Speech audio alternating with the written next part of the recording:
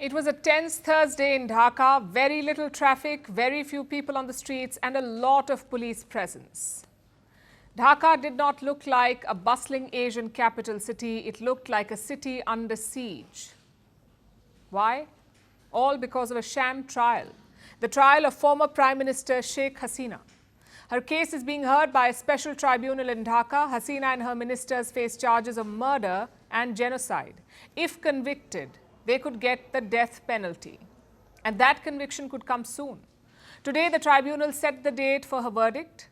November 17 is the D-Day. That's the coming Monday.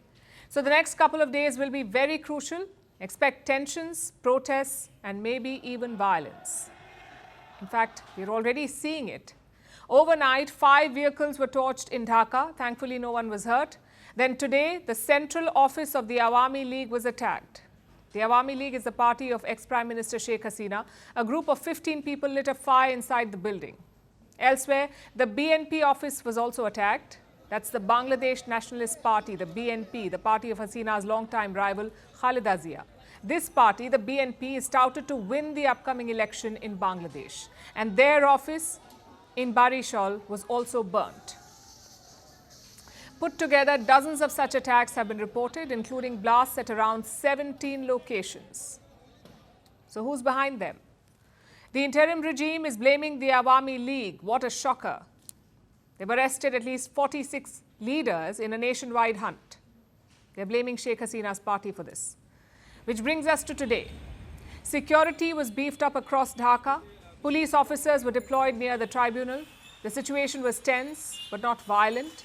Only a handful of buses were seen on the streets. Private cars were virtually absent and schools were open but largely empty.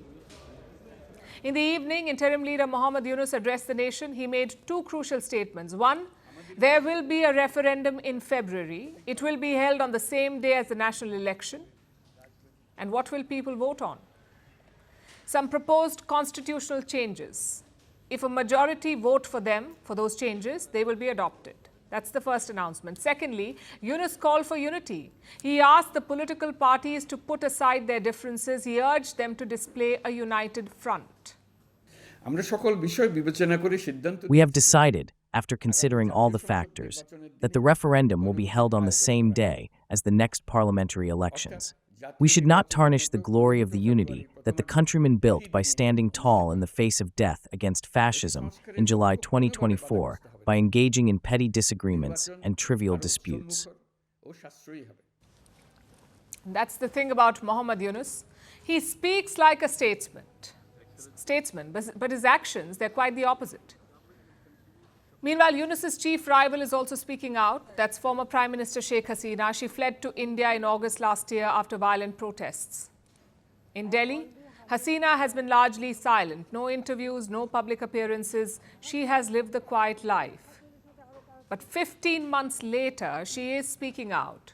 Sheikh Hasina has given multiple interviews to the media, and she's spoken on a whole lot of issues. We'll focus on 3 of them. One, was there a foreign hand in the protests of 2024? That's a question that she's been asked and she's spoken about. Earlier, a letter had leaked. It was believed to have been written by Sheikh Hasina, and it did allude to American meddling. But she now says no, neither the US nor any other foreign power meddled in 2024. We have always had good relationships with successive US administrations and have no reason to believe that the US government or other foreign powers were actively involved. President Trump, with whom I have very good relations, has publicly expressed his dislike of Yunus.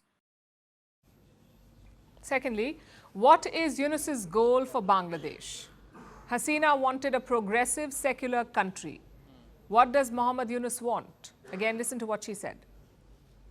If Westerners think Yunus is a friendly face, they are being fooled. In fact, he is being used as the front man by the extremists in his administration, who are pursuing a sectarian, score-settling, and socially regressive domestic agenda. She's right about that. Mohammad Yunus does appear to be a front. The real power lies with radical Islamist groups. And that's a flashpoint with India too. New Delhi has urged Dhaka to keep such elements in check to promote peace and secularism, but Yunus is going the Pakistan way. He's giving space to radical elements, which brings us to the third point. Does Hasina hope to return to Bangladesh one day? She says yes, but she has some conditions. The most important condition for my return to Bangladesh is the same conditions that the Bangladeshi people require: a return to participatory democracy. The interim administration must rescind its ban on the Awami League and allow elections that are free, fair, and inclusive.